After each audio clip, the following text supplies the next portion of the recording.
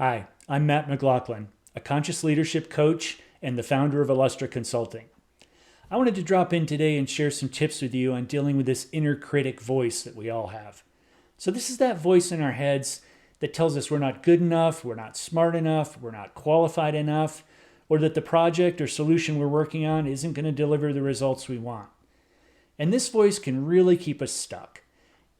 Coming from this place of fear, it prevents us from looking at creative solutions, from trying new things, and really from fulfilling our full potential, whether we're in a leadership role or not.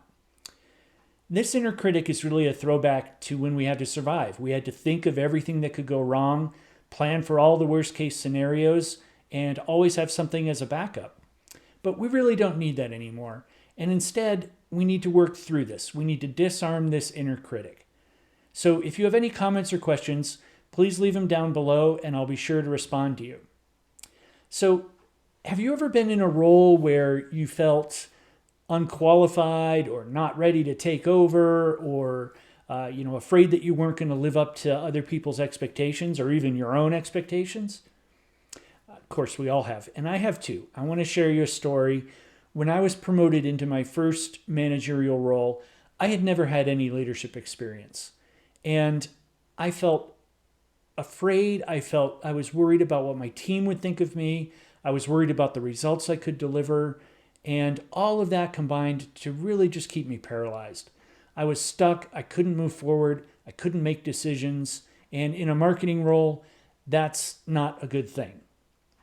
So I did work through it. And this is what I wanted to share with you today.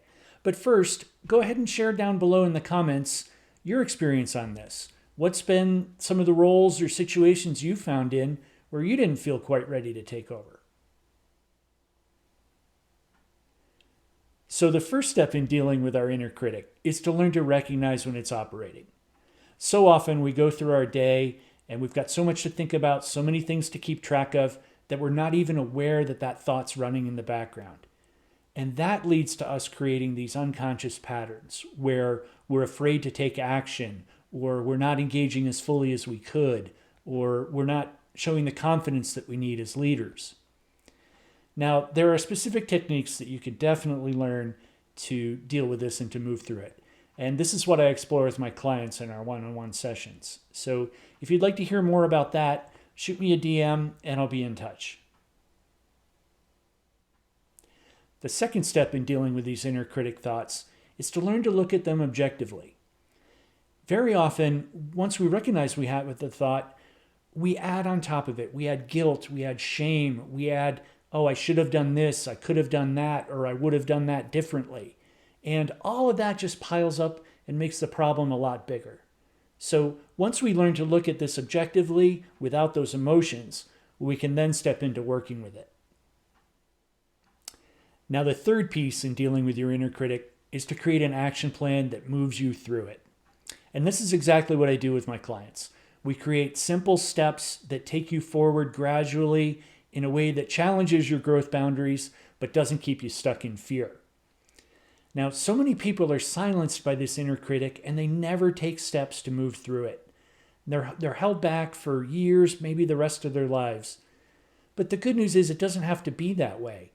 These are some simple steps that you can take in an organized, forward-thinking fashion that are going to move you right through this.